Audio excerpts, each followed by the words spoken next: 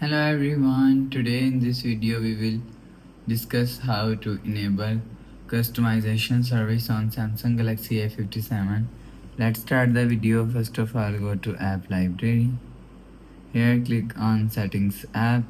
Now in setting you will see click on Samsung account. After click on Samsung account, click on security and privacy. After click on security and privacy, and you will see click on customization service. After click on customization service, you will see after loading here showing you will see if you want to enable customization service, so turn on this button. After turn on this button, you will see customization service is enabled. After enable customization service, go back to home screen. So that's how you can enable customization service on Samsung Galaxy A57. If you like the video, please subscribe. Thanks for watching.